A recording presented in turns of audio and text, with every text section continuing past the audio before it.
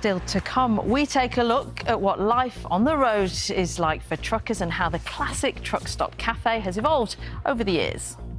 Now, when we are on a long drive, most of us can look forward to simply getting home, but that is not something many lorry drivers are able to do. Yeah, instead they often have to eat and shower and sleep somewhere along their route. So Breakfast's John Maguire is this morning looking back at how truck stops have evolved over the years.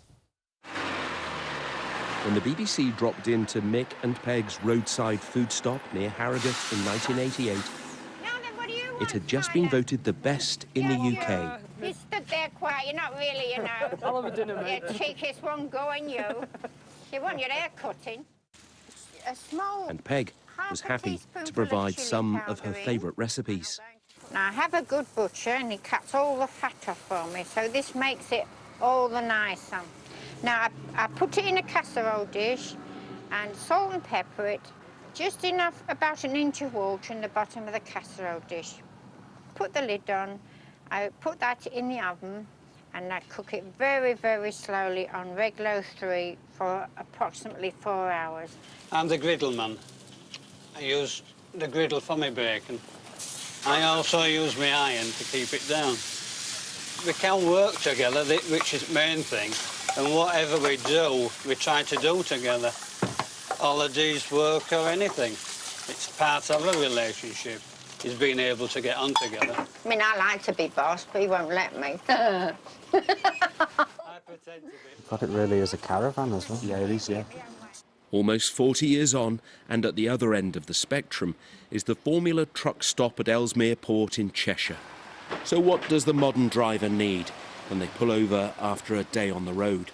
So in the most, they want somewhere safe, somewhere clean, and somewhere where they can get a good meal. And that's the kind of cornerstones of what we try and do here. Obviously, there's added extras that we put in along the way, but the basics are being able to have a good night's sleep because you feel safe and secure in where you are, having a good meal so you're nourished and kind of fueled for the day, and, you know, somewhere clean and hygienic for you to have a shower and clean yourself up after a long day on the roads.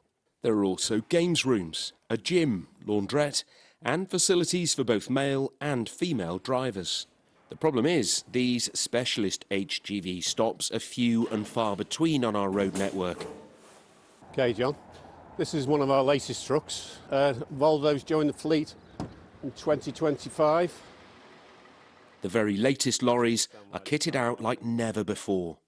A bed, television, heating, but also a fridge and a microwave, a home away from home.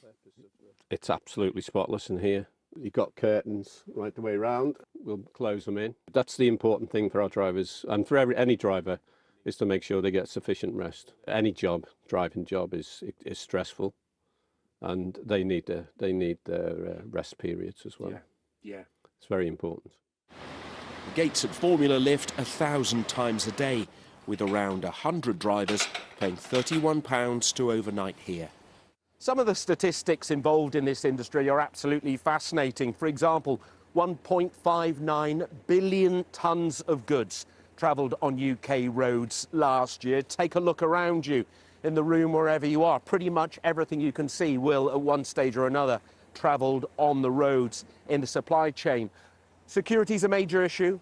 £111.5 million of goods were stolen from trucks over a 12-month period. But there's also a huge skills gap. Retention's an issue. Retirement's an issue.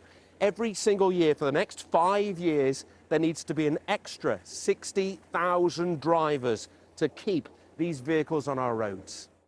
Road haulage is the backbone of our supply chain, and it's a serious business, fueling not just the lorries, but also the drivers to ensure the UK keeps on trucking. John Maguire, BBC News, Ellesmere Port. Very fancy now.